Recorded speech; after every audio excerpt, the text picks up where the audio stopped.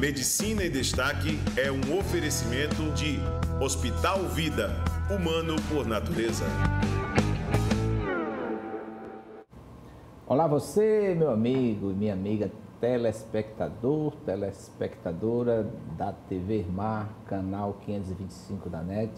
Você que está nos acompanhando agora, nós começamos mais uma vez o programa Medicina em Destaque. Você pediu e ele veio, tá certo? Aquele da sandália showboy, né? Que esteve aqui conosco, doutor Guilherme Pita. Professor, mais uma vez, muito obrigado. A turma não perdoou. E nós ficamos nessa expectativa de vir aqui conversar mais, porque um programa só não foi o suficiente para esgotarmos tantas informações e curiosidades da nossa profissão. E não só de nossa profissão, mas dos seus trabalhos, das suas atividades, dos seus alunados.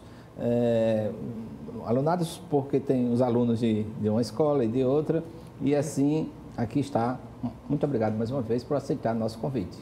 Obrigado, Dilon. Obrigado, TV Mar. Eu estava dizendo que os meus alunos que assistiram, o que mais chamou a atenção foi a minha showboy, né, do sertanejo.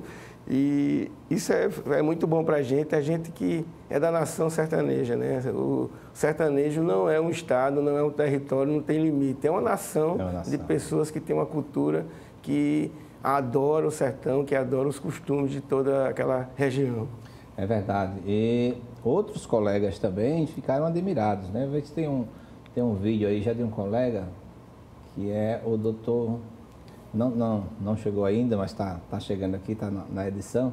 Mas essas pessoas, assim, os próprios colegas falam a respeito do programa e a respeito de sua pessoa, principalmente no seu trabalho, né? Na questão de você oferece todos os seus conhecimentos, né, em prol dos necessitados, em prol daqueles que nada têm, e que uma informação de um especialista como você faz uma diferença tremenda no bem-estar e na felicidade de um paciente, não? Hoje a gente tem que encarar o paciente, eu digo sempre aos meus alunos, não é ele tem o pé diabético, não existe o pé diabético só, existe o paciente que é diabético e que uma das complicações é alterações do pé, né? Desde alterações da circulação, alterações dos nervos, a alteração das articulações. Então a gente tem que encarar o paciente como um todo, não como um dado isolado. E a gente fala muito que, como eu sou fã do Dr. João Simões, né? 89 anos trabalhando, ele essa semana veio perguntar para mim se quando completar 90 ele vai parar. Eu falei, eu assinei um contrato com os médicos do Hospital Arthur Ramos, o senhor só para com 100 anos. E ele sorriu, né? E continuou dando exemplo de humanidade, de humildade e de medicina como um todo, né? Hoje a gente quer formar um especialista, mas na realidade o que a gente deveria formar é um médico generalista, certo, que depois ele escolhe qual é a sua área, a sua atuação. Então a gente está querendo inverter a lógica normal da formação médica, né? Quando o acadêmico ele já entra na faculdade, já pensando na sua especialidade, eu, pelo menos, mudei 3 vezes, né? Eu pensei em fazer urologia, que eu acompanhava o Dr. Benedito Martins, fazia alguns procedimentos, depois cirurgia geral, depois analista clínico, sou químico industrial, né? Foi a primeira ideia, né? E terminei a natureza, né, me encaminhando para a medicina legal e a medicina do trabalho. Embora que eu trabalhei quase 20 anos em urgência e emergência. Mas eu tive como uma referência o Dr. Jaime Carneiro, lá em Viçosa, e ele gostava muito de comer um chambarei lá em casa. Quando ele deixava a bolsa, que ele saía da sala, que ia para a cozinha, e aí eu tinha a honra de carregar aquela bolsa. Então ele me inspirou. E uma palestra que ele falou, ele veio dar uma palestra, eu ainda lembro, lá no auditório do SESI, sobre os 30 anos de medicina no interior. Ele disse que estava numa festa assim, aí tinha um cardiologista, tinha vamos supor, um angiologista, ele, etc. A mulher entrou em trabalho de parto. Eu disse, não, eu não vou que eu sou angiologista, eu vou que eu sou cardiologista. Aí ninguém sabia, quer dizer, você, apesar da sua especialidade, você tem que conhecer o todo, um paciente, pelo menos fazer um trabalho de parto, né? Ou tratar uma hipertensão arterial sistêmica. Então, nesse projeto, vocês ensinam isso também, né? A gente eu me lembro que lá no Arthur Ramos, apesar de ser um hospital de alta complexidade, eu já fiz um parto no ambulatório. Olha aí. Porque a médica, com esse trânsito, atrasou, eu fui lá, fiz o epísio, peguei a criança e cortei o cordão, fiz a curetagem e foi tudo bem. E também fiz uma cesárea de urgência numa paciente que estava em risco de vida. A formação da gente foi uma formação geral, né? A da antiga maternidade do Zé Carneiro, onde a gente, o Dr. Robson, né? Pessoas, Dr. Cristóvão, a professora Marilúcia, um monte de gente que ensinou a gente tudo, né, rapaz? E a gente foi um indivíduo que teve essa chance, essa formação. Então a gente tenta, e eu digo lá para meus alunos, eles passam lá com a gente, eu atendo 10 doentes, 5 não é vascular, mas eu fico feliz porque como aparecem as varizes, o ortopedista manda para a gente, o reumato manda, e você tem que tratar, mesmo não sendo a doença vascular, e pelo menos fazer o diagnóstico. Então isso é muito importante. E hoje eu venho falar um pouco do indivíduo, um dos indivíduos que mais influenciou na minha vida. Seja na minha vida profissional, seja na minha vida social, humana, que foi o professor Isaac Soares de Lima. Né? A gente falou só de angiologia, de cirurgia cardiovascular, mas na realidade o do professor Isaac, no 3º ano da medicina, começou a fazer trabalho científico com a gente, ensinar muito, e praticamente no 6º ano a gente operou tudo de cirurgia geral.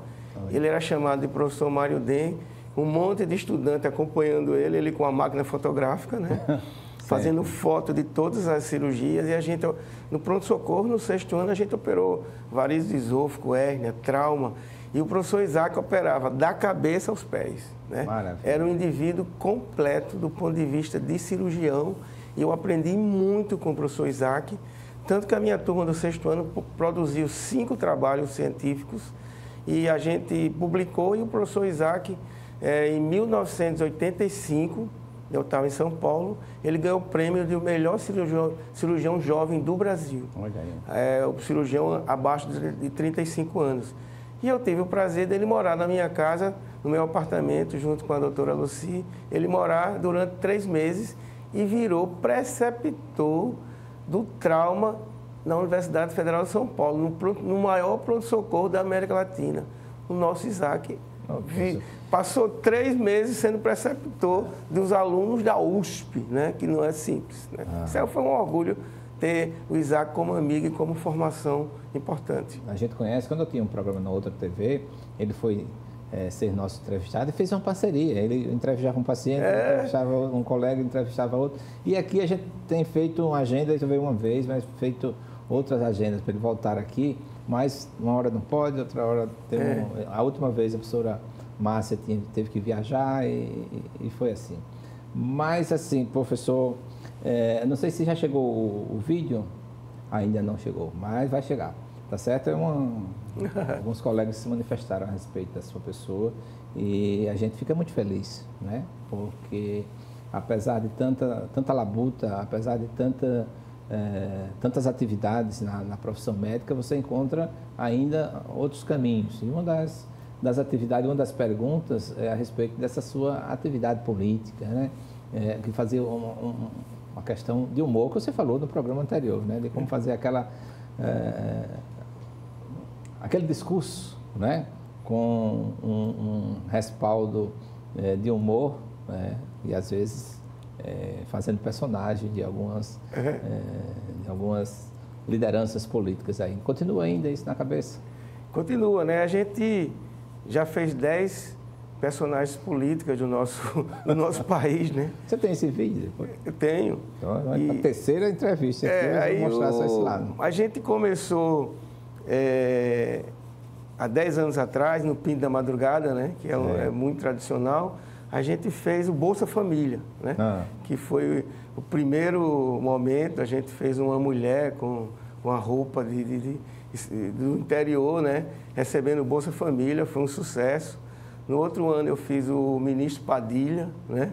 O Padilha massacrando nós médicos, né? Criando mais médicos, esquecendo da formação adequada, né? Do Revalida. E aí eu fiz o Padilha, e interessante que eu tenho uma paciente que se trata comigo há 30 anos e ela saiu comigo junto, ela sai comigo todas as vezes no Pinto da Madrugada, né? A Lurdinha.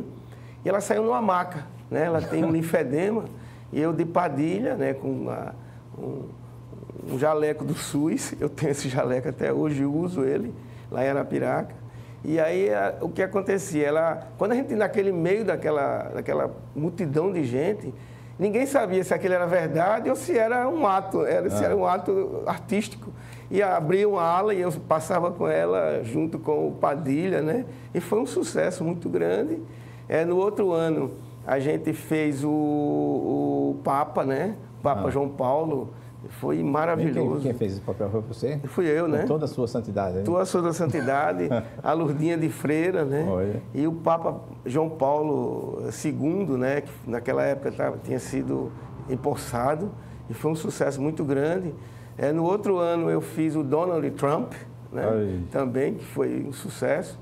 Depois eu fiz o Eduardo Acunha, né? Que era o Eduardo Cunha, né? Que na época que ele fez o impeachment da Dilma, né? E aí foi um sucesso muito grande.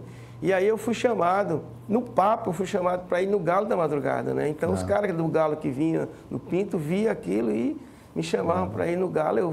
Aí eu fui frequentar o Galo da Madrugada também. E o Eduardo Acunha, do chefe, que era o Eduardo Cunha, que eu de paletó, gravata com a faixa. Quando eu chego em Recife, que eu vou entrando no Galo, aí vem a Globo News, né? E aí a Globo News entrevista e me pergunta o que é que eu estava fazendo em Recife. Falei, eu vim aqui em Recife saber porque depositaram na minha conta 4 milhões de reais. Eu não sei de onde veio esse dinheiro, né? E eu vim aqui em Recife saber se foi alguém. Foi um sucesso geral, porque quando eu cheguei de noite no hotel, um monte de gente me ligando, até os amigos alemães receberam o vídeo. No outro ano eu fiz o Gerdel, 51 milhões. Olha. O Gerdel com uma mala cheia de dinheiro, a Lourdinha levando a mala cheia de dinheiro, né? Foi um sucesso. E depois veio a Dilma, né? A Dilma foi sucesso total, porque a Dilma, além do Pinto da Madrugada, fez todos os movimentos Brasil, do impeachment, né? E eu saí em todas as passeatas, né? E fiz discurso em cima dos caminhões, fui filmado por toda a galera, né? E depois eu fiz o Bolsonaro com a colostomia. E depois fiz o Papa Lula 51. Quando o Lula foi recebido no Papa, eu fiz o Papa Lula 51, né? Foi também muito sucesso. E tem uma fantasia pronta para esse ano muito boa. Que parece que o Pinto não vai sair. Mas eu vou sair no dia 19 pela rua, mesmo que o Pinto não saia, a fantasia está linda e eu vou sair para mostrar esse negócio. E tem o jornalista, o Rosalvo Acioli, que está fazendo o nosso livro, né? Ele vai documentar a 11ª fantasia agora e nós vamos fazer a história de cada fantasia que era lançada no café do Pinto do Dr. João. O Dr. João Simões fazia o café para eu lançar a fantasia. Quando ele falou desse café da manhã, disse que era uma briga lá com você que era o primeiro que queria comer. Aí eu digo, rapaz, vão me convidar, porque eu gosto muito de bolos.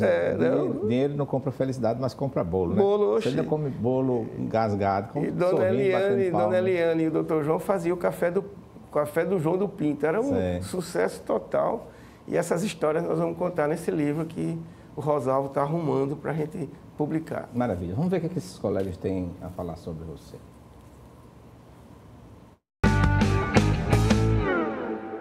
Meu amigo Guilherme Benjamin Brandão Pita, é um prazer interagir com você através do programa de grande audiência do nosso amigo Gerson Adilon, este que além de um grande médico que o é, mas um grande poeta e amigo pessoal. Guilherme, são duas perguntas que eu queria fazer a você, uma de ordem acadêmica e a outra com a conotação pessoal. A primeira pergunta que eu gostaria de fazer no âmbito da medicina é como existe a cirurgia vascular, existe uma interação muito grande com a oftalmologia pelos pacientes diabéticos. Eu gostaria de saber de você como é hoje a sua interação com os oftalmologistas de Maceió, se tem alguma coisa que possa melhorar, como é que existe esta relação sua com a oftalmologia alagoana.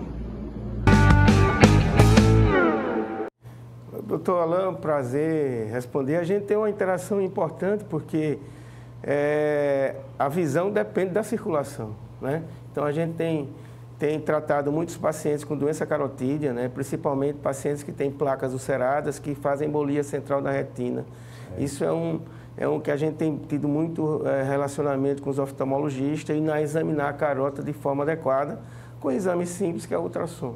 Então, isso é muito importante que pacientes acima de 50 anos, diabéticos, hipertensos, tenham o seu ultrassom de carota para a gente avaliar se não existe nenhuma possibilidade de embolização.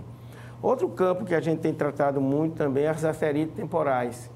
Então, essas arterites, inflamação da artéria temporal também tem manifestações oftalmológicas muito importantes, que a gente também tem uma relação grande com o pessoal do oftalmo. E também é relacionado com o segmento posterior encefálico, que é a artéria vertebral, a artéria basilar. As artérias vertebrais têm uma inervação, uma vascularização importante do equilíbrio e relacionado também com a visão. Então, a gente tem um trabalho muito grande e tem muitos colegas que a gente trabalha juntos. Ele fez 2 perguntas e foi em 2 vídeos. Eu pensei que estava num vídeo só, ele repetiu. Mas o outro, ele queria saber da contextualização política, né? Eles que andou com você em algumas épocas aí dos impeachment, essas coisas todas. Como é que você vê o Brasil político de hoje? A gente tem passado por momentos muito difíceis. O que me preocupa hoje mais são as notícias mentirosas, os fake news. Fake news, verdade. Porque nós que temos um discernimento, a gente consegue filtrar, de certa forma, o que é bom e o que não é bom. Mas uma grande parte, eu digo sempre, isso tem sido me perguntado no hospital, no pessoal que trabalha com a gente, 30% da população tem um discernimento de que o que é certo, o que é errado, o que é bom. 30% não sabe realmente o que realmente é verdade e o que é mentira. E o restante está alheio às notícias e o que é realmente. Feito folhas na água, né? Exato, vai para cá, vai para lá. Então, o que eu tenho feito hoje, eu tenho uma disciplina no doutorado que é fake news nos artigos científicos. Eu ensino como é que você desconfia que aquele artigo científico tem informações que não são adequadas. Eu já dei esse curso para os alunos do doutorado, já dei na Sociedade de Gastroenterologia com o Dr. Herbert, eu dei essas aulas. Sim. Tenho dado essas aulas para a Universidade Federal de São Paulo e isso está lá na minha página na internet, guilhermepita.com, que aí ela mostra, né, como você desconfie de que aqueles artigos... Foi muito artigo científico de mal... Isso através de aplicativos, né? Isso foi muito frequente nessa época de pandemia, né? Então, eu explico para os alunos como é que eles, olhando o artigo, vendo a sequência, vendo se esse artigo tem um grupo controle adequado, ver se esses grupos de comparação são randomizados, são cegos, quer dizer, nem o paciente sabe, nem o pesquisador sabe, nem quem vai avaliar sabe qual é a droga que está sendo usada, o tamanho da amostra, é outro dado importante, e a perda de experimentos durante o estudo. Então, são coisas simples de ver. Como eu fiz parte da primeira equipe lá da universidade, nós fundamos, houve a necessidade, através da resolução 196, que trata do comitê científico. Então, havia muitos trabalhos que chegavam lá, apresentavam, mas o que se chama muita atenção é o sujeito de pesquisa, né? Como você inserir um sujeito de pesquisa. Então, nas pesquisas feitas com o ser humano, existe todo um protocolo, né? Tem que passar pelo comitê e isso é muito bonito. Inclusive, né, uma das palestras falavam sobre um trabalho que apresentaram lá no comitê, quem deu parecer foi eu. Botaram assim, Maceió é gay demais, né? Então, por que esse título, né? Criava um estigma diferente do que era a proposta do trabalho. O trabalho era fazer uma investigação de doenças sexualmente transmissíveis, né? O pessoal ia pesquisar nas casas noturnas, à noite, fazer uma pesquisa, etc. Mas por que esse? Não, é porque gay quer dizer feliz. Eu digo, assim, tudo bem, mas assim, você não tem um resultado de uma amostra para botar o índice de felicidade que tinha naquela pesquisa. O título não tinha a ver com a pesquisa, né? Só para chamar a atenção. Só para chamar a atenção. Às vezes você utiliza um trabalho para causar apresentar algo individual, né, ou alguma questão ideológica que não tem nada a ver com a pesquisa científica. Existe um outro vídeo aí, nosso amigo vai nos passar, direcionado também ao Dr. Guilherme. Eu gostaria de, nesse instante, primeiro parabenizar o nosso querido colega Gerson Odilon pelo excelente programa na TV Mar. E segundo, também parabenizar pela escolha das pessoas que são entrevistadas em seu programa Líder em Audiência. Hoje eu destaco a presença do nosso queridíssimo Guilherme Brandão Pita. O Guilherme eu conheço de velhas datas, desde lá da nossa queridíssima Escola de Ciência Média de Alagoas, onde é professor e professor destacado na cadeira de cirurgia vascular. E ele, como profissional, é um dos profissionais mais conceituados da nossa Maceió, do estado de Alagoas. O Guilherme Pita, ele dignifica a medicina alagoana por ser um dos verdadeiros sacerdotes da medicina Caeté. Muito obrigado. Agradecer o Jorge, né, que é amigo de longa data. Tem uma característica muito grande do Jorge, é amar aquela Escola de Ciências Médicas. Isso eu sou testemunho do que ele luta, do que ele, né, lutou para que a gente pudesse ter uma escola de melhor padrão, de melhor formação e também ter uma universidade que, quando esse termo universidade, né, Odilon, é uma responsabilidade muito grande. É verdade. Eu participei dessa criação da universidade, porque estava na pró-reitoria junto com o André, e a gente às vezes ficava assim pensando, rapaz, nós vamos criar uma universidade. A universidade significa que você tem atuações na extensão, na assistência, na pesquisa e na docência. Será que a gente tem condições de ter todo esse cabernal de ações? Mas a ideia era assim, era criar para dar o problema e isso evoluir, melhorar, para que a gente possa ter uma melhor ensinamento para os nossos médicos, nossos alunos dos outros campos, de enfermagem, terapia ocupacional, fisioterapia, etc. Então, acabamos brigando e conseguimos criar essa universidade. O doutor Jorge também se destaca pela paixão, né? O presidente da Sobrames, da academia, né? Da sociedade, né? Da Sociedade Brasileira de Médicos Escritores Seccional Alagoas. Alagoas, né? Então, ele tem quando ele faz um discurso de abertura, eu fico assim, é invejável. A capacidade que ele tem de decorar o nome de todos que estão na plateia. Né? Quando ele faz referência a ele conta toda a contextualização histórica, de onde nasceu, o nome do pai. É uma mente privilegiada. Nós temos um outro vídeo aqui também, né, para o Dr. Guilherme Pita. Bom dia, Gerson Odilon. É sempre um prazer participar do seu programa, o Medicina em Destaque. É um programa que divulga os fazeres, afazeres, deveres dos médicos alagoanos. E gostaria de parabenizar pelo sucesso do seu programa. Já participei aí com você, que foi um sucesso imenso. Os colegas me ligando, pessoas que foram já meus pacientes me ligando, me parabenizando você por manter esse programa na televisão alagoana, na TV Mar.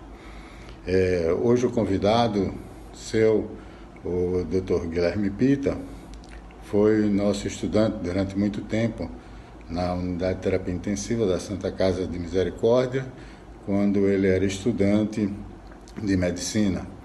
E durante muito tempo mantivemos um bom contato, nos afastamos um pouco ultimamente porque ele está em outro hospital, no HMA, e a gente continua na Santa Casa e também com os outros afazeres. Mas eu gostaria de parabenizar o Guilherme, principalmente por esse programa de tratamento do pé diabético para pacientes de SUS, pacientes que não têm recursos. É um tratamento normalmente muito caro, mas que ele faz de uma maneira assim abnegada aos pacientes que precisam. Obrigado, Elvio. O Elvio, sem dúvida, foi uma das pessoas que mais influenciou na minha carreira médica, né? Não só do ponto de vista técnico, mas do ponto de vista humano, espiritual e pessoal, né? O Elvio é um daqueles que fazem a medicina por amor, faz a medicina com disciplina, isso eu aprendi muito. E o plantão do pronto-socorro que ele dava sexta-noite e domingo de dia, eu ia a todos esses plantões para aprender a puncionar a veia, dissecar a veia, fazer traqueostomia. Isso era um lado muito bom, mas eu tinha um outro lado que não era simples, porque eu perdi várias namoradas, porque quando chegava sexta-feira, em vez de eu sair com as meninas, eu saía com o Elvio, né, para o plantão, né? E eu tive que, quando eu estava interessada por alguém, eu tinha que dizer, olha, sexta-feira à noite não saio, né, o plantão do Dr. Elvio, eu tenho que ir para lá, e isso mantive realmente em dia. E ele me ensinou muito, e eu tenho um agradecimento especial a ele, tenho um carinho especial por ele também. É verdade, existem professores que marcam a nossa vida, né? E é sempre o Elvio, a gente teve uma vez que a gente pegou um voo aqui, eu fui sentado perto dele, eu disse, vou pegar esse voo aqui e vou dormir daqui para Brasília. Não deu tempo não, chegou lá e já ficou meio mundo de assunto para a gente conversar.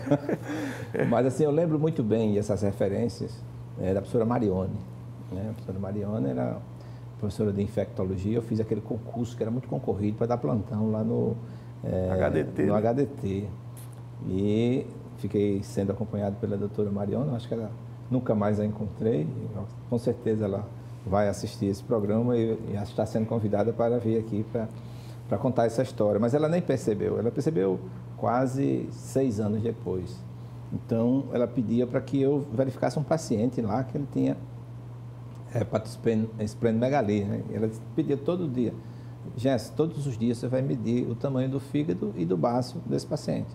E teve um dia que tinha muitos pacientes, aí foi um dia que eu não medi, o paciente tinha falecido. Então vamos para a discussão de caso. O que é que deu a causa? Jess, quanto é que deu o tamanho do fígado, do reboto costal, quanto deu o tamanho? Disse, professora, eu não medi hoje. Aí, assim, ela não me disse mais nada, porque eu fui honesto, eu não medi hoje. Ela me chamou, depois da reunião, me chamou, olha, deixa eu lhe dizer uma coisa. Ela falando e eu chorando, a lágrima caindo. Nunca mais você faça isso na sua vida. E aquela lição. Tudo bem, eu fui trabalhar no interior, lá em Pindorama, o primeiro emprego de clínico, eu já trabalhava lá no MR, de clínico. E o primeiro paciente que eu pego, botei a mão no paciente, era um abscesso hepático. Por incrível que pareça, a criança vinha tomando medicamento há uns 6 meses, antibiótico, febre, e ninguém botava a mão nele. E eu fiz a hipótese diagnóstica, não tinha muita ultrassonografia na época, mas no HDT já tinha acabado de chegar. Quando botaram lá o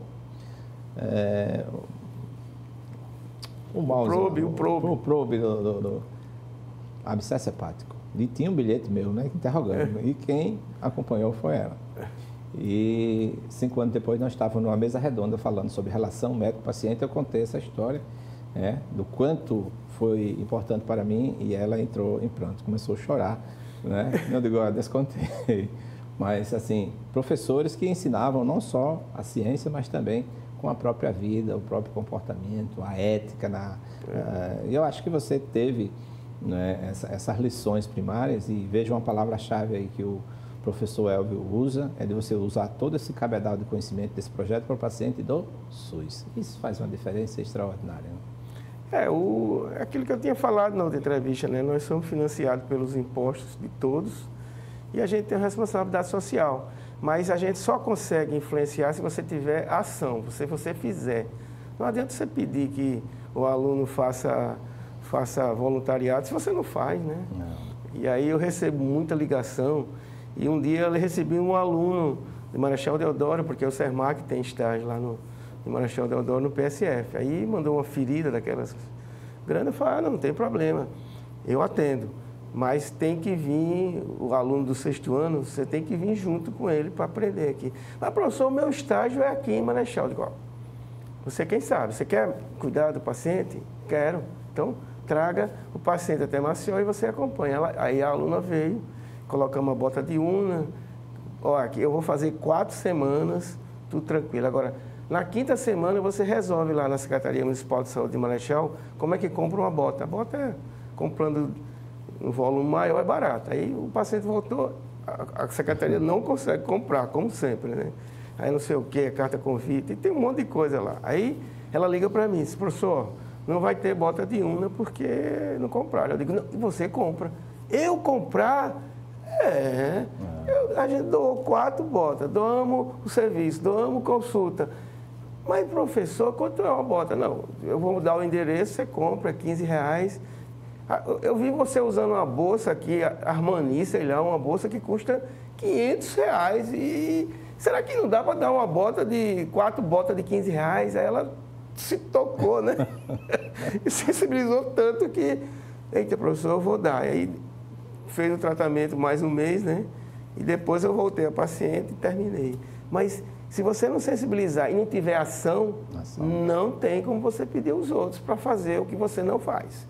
Isso é muito importante. É como a própria Bíblia diz, assim, São Tiago, que diz assim, toda fé sem ação é a fé morta, né?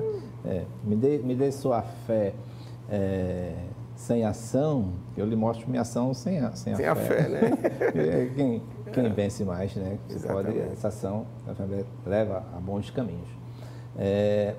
Teve até uma colega da Fátima Santiago, há uns 20 anos, me chamou para fazer o follow-up, o acompanhamento dos pacientes dela. E chegou uma paciente, entrou a consulta, na época era 100, eu acho que era 100, sei lá, vamos supor que fosse R$100 hoje, que não é, vamos supor 200. A paciente pagou, fez a consulta e tal. Eu digo, eita, aqui vamos dar bem. Quando foi na outra semana, a paciente chegou, e aí melhorou? Não melhorei muito não, tomou remédio? Tomei não, por quê? O único dinheiro que eu tinha era aquele da consulta. Não deu para comprar um remédio. Não deu para comprar. Eita, me quebrou todinho. A partir daí eu deixei de fazer ambulatório particular, essas coisas todas. Atendo no ML é 0800. É 0800. Nas atividades que faço outras, prefiro não. Aprendi com o doutor Duda Calado, ele disse, o pobre não pode pagar, e o rico é meu amigo, então eu não vou cobrar consulta. Mas assim, uma coisa que chama muita atenção também é essa simplicidade sua, né? Com relação, por exemplo, vem aqui de showboy. Eu sou assim, às vezes a minha esposa, você vai ficar assim com chinelo, desde fui para a reunião do condomínio ontem, não é? Fui presidente da Assembleia, me colocaram lá, e eu de sandália. Você tem que ser o eu, né? Autêntico, sem nada artificial. Você, o Guilherme humilde e o Guilherme gloriado nas atividades. Qual é a distância existente entre... Eu aprendi muito, assim, e eu fui muito cedo uma série de cargos importantes, né? E eu acho que hoje eu queimei às vezes etapas, né? Eu fui presidente da Sociedade Brasileira de Cirurgia Vascular aos 48 anos, né? O mais novo que tinha 65, então, e fui pró-reitor da Uncisal com 39 anos. E isso queimou muitas etapas na minha vida, porque um período muito importante da minha vida, que eu estava com os filhos crescendo, eu estava no mundo, né? Claro, defendendo o coletivo, defendendo um monte de gente. Depois fui diretor da Associação Médica Brasileira. Antes já tinha sido diretor do Arthur Ramos e do Conselho da Cooperativa. Na época, isso tudo aconteceu praticamente em 12 anos, 13 anos. De 2000 a 2015 foi um cometa Halley, né? Foi bom, mas para mim em si, na minha vida particular, não foi bom tudo isso. Porque quando você está no poder, né, tem um monte de tapinha nas costas, né? Depois que você sai, os caras viram, né? E você conhece realmente o verdadeiro, os amigos. Então, hoje eu estou curtindo a vida que eu gosto, né? Eu só fiz o que eu gostava, mas hoje eu curto a vida que eu gosto. Eu só faço, Deus me deu a possibilidade de eu fazer o que eu gosto. Então, eu faço o que eu gosto, ganho dinheiro ou não. Não tem problema nenhum com isso. E é depois de 2015 que eu praticamente entendi tudo que eu fiz nesses 15 anos de Cometa Harley. Eu comecei a fazer realmente, digamos assim, a minha origem.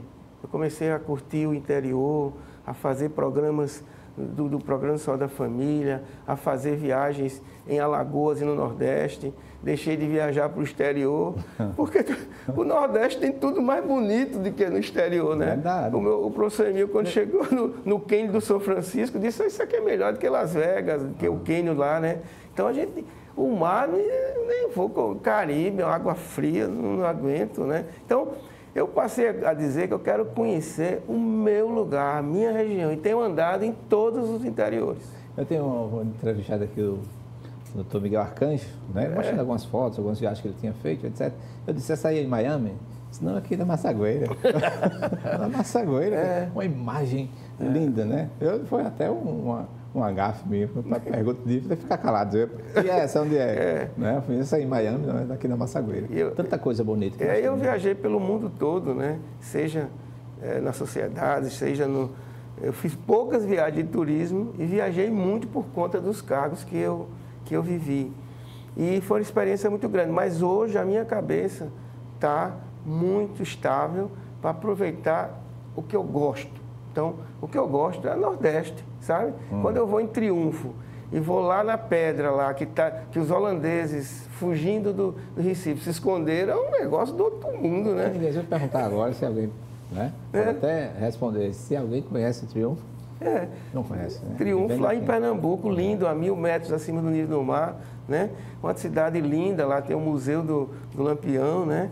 E eu comecei a ver tantas coisas lindas que hoje eu não tenho nenhuma atração de viajar. Claro que a Europa, eu preciso ainda ficar um tempo lá, que é uma questão minha, mas eu aprendi a curtir a minha cidade, a minha região e viver para mim, viver para minha companheira e para os meus filhos. Então, isso foi um momento muito grande, porque eu fui muito precoce. Isso não foi bom.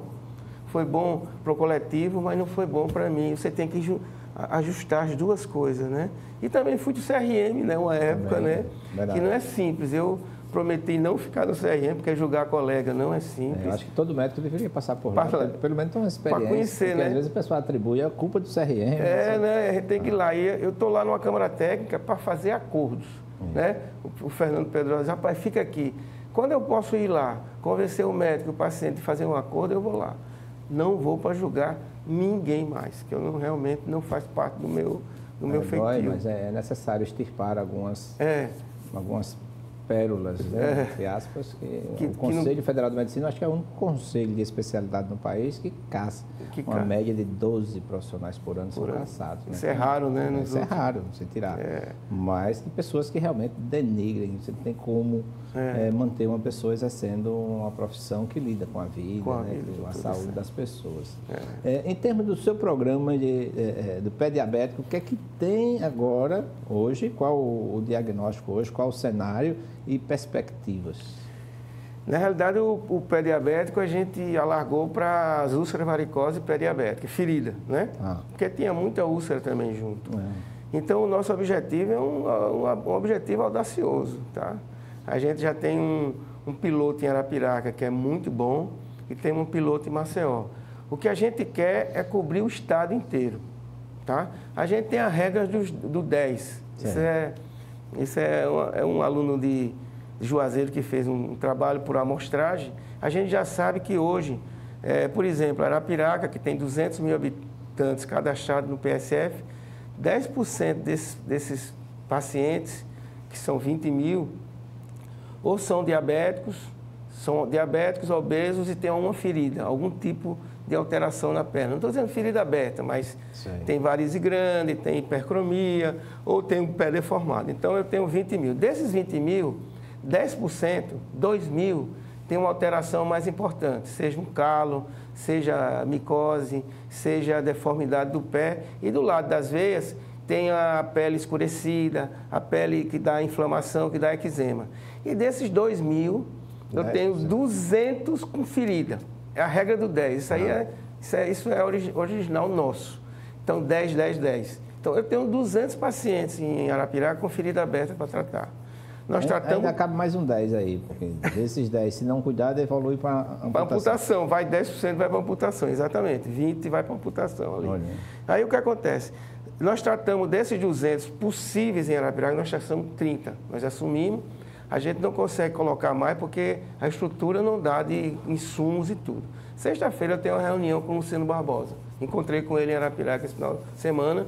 Nós não estamos pedindo nada, eu estou pedindo que o dinheiro que ele devolve de escleroterapia de espuma, de curativo e de tratamento, que ele bota no sistema. Ele está devolvendo dinheiro, como devolve Sério? todas as secretarias. Tem uma verba específica para isso, que todo ano a Alagoas devolve. Então, eu vou sentar com ele, ele marcou sexta-feira, para dizer, olha, Luciano, eu preciso nada de você, você não vai gastar nada, você só vai pegar o dinheiro que está no Ministério, credenciar a FEPESA, né, que é aquela fundação nossa da Uncisal, que é uma fundação com registro municipal, estadual e federal, para receber o dinheiro e repassar para o programa. Mas só não isso. credenciar por credenciar. É. Isso atender um projeto. Um projeto. Né, É um projeto que já está bem definido, já tem número, já assim. tem tudo. Então é isso. A gente tem um aplicativo que a gente quer rastrear todas as feridas de Alagoas.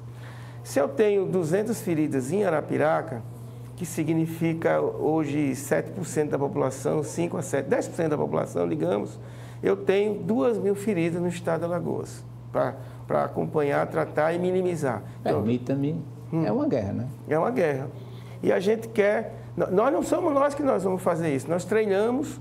Como é que é? A gente vai no interior, treina a equipe de saúde da família, o médico, o enfermeiro, e ele vai fazer. E a gente, através da telesaúde, acompanhar. A gente já está montando todo esse sistema de telesaúde, estamos montando para acompanhar, já tem um aplicativo, é pesquisa bem aplicada e a gente está montando. Então, é um objetivo audacioso de querer, pelo menos, localizar onde estão as principais feridas do estado de Alagoas e, com isso, poder amenizar o sofrimento desses pacientes. Partindo do pressuposto do nosso programa, né? Ter assim, caminhos, graças a Deus, assim, e audiência boa. Imaginemos aqui que um prefeito aí do Sertão, ou do Agreste já tem lá em Arapiraca, ou da Zona da Mata, ao assistir essa entrevista, fica interessado. Na minha cidade tem isso, eu quero fazer, porque tem prefeitos e tem prefeitos, né? Tem aquele que tem um cuidado e um zelo pelos seus munícipes e queira entrar em contato. Como é que faz? Eu estou dando um exemplo que é o Maragogi, que é o Fernando Sérgio, que é nosso colega. Está devendo uma visita aqui também. Eu vou mandar para ele o vídeo, que a gente teve lá. Nós temos 3 fases. A gente tem um curso simples, informativo, que a gente vai e ensina só como classificar a ferida. É um curso de 16 horas. Curso simples, vai eu, o CAIAF, 2 enfermeiras e uma psicóloga. A gente ensina de forma simples como classificar o pé diabético e a ferida. Beleza. Segundo item, a gente tem um curso de 160 horas, que é treinamento de serviço. Aí a gente vai durante 6 meses, todos os meses, a gente vai no município e treina com o paciente. Maragogi a gente já tinha feito a primeira fase. Então, em Maragogi, como eles têm tinha 15 mil pacientes cadastrados, a gente tem 10% disso, a gente tinha 15 pacientes com feridas abertas, graves. Então, a gente pega esses 15, vai com o grupo ensinar como é que trata e fica ligado por telesaúde. E aí é a fase de treinamento e serviço. E a segunda fase. E a terceira fase é a ligação através do aplicativo e da telesaúde na nossa sede, que tem pessoas só fazendo isso para receber essas informações. Eu acredito, né, com essas informações aqui, eu estou vendo alguém acompanhando nosso programa aqui, um grande jornalista, tá certo? Fernando Palmeira, e nós vamos fazer um programa externo. Tá. Nós iremos lá até Arapiraca, o Maragogi, né, o Fernando Sérgio irá nos acolher também. Lá em Arapiraca, nós faremos um programa para divulgar mais e mostrar essa verdadeira arte médica. Pode falar. Tudo é muito simples, sabe, Odilon? A gente não pode complicar. Verdade. Classificar, isso trata dessa forma, isso trata dessa forma. Não existe nada caro, a gente não usa nada caro, porque o sistema A gente usa pesquisa avançada para isso. E nós vamos produzir esses materiais. Está saindo um laboratório dentro do Arthur Ramos. O Arthur Ramos tem ajudado muito a gente, né?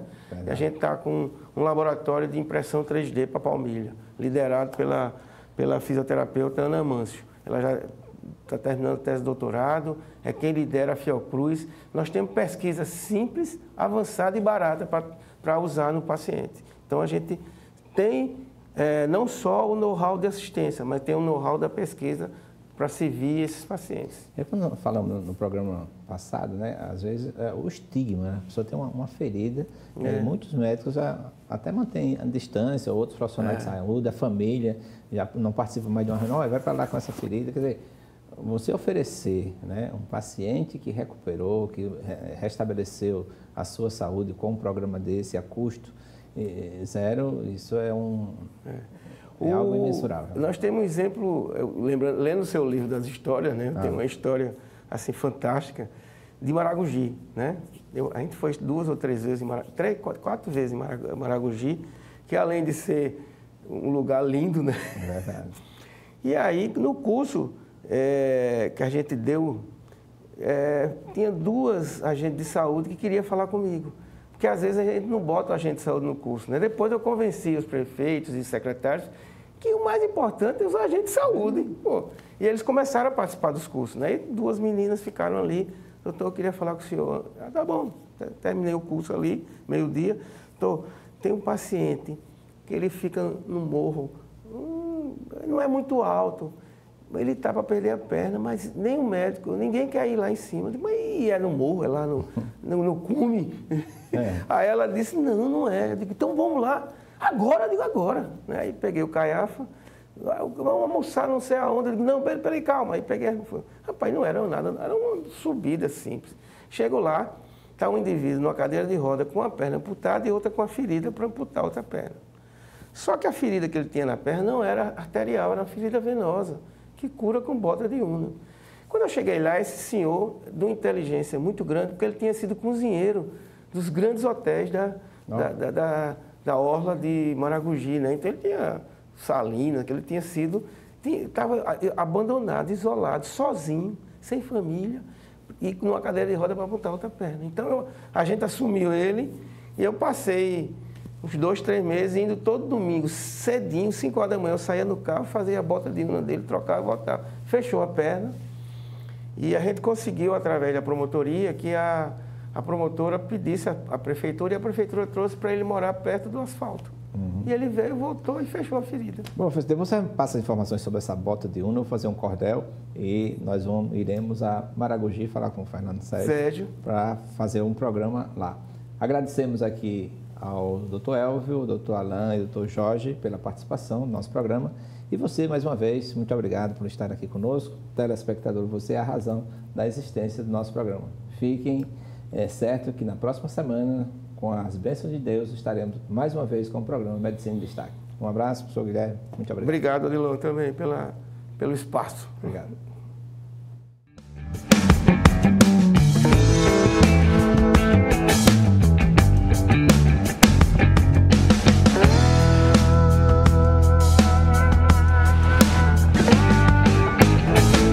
O programa Medicina em Destaque é um oferecimento de Hospital Vida, humano por natureza.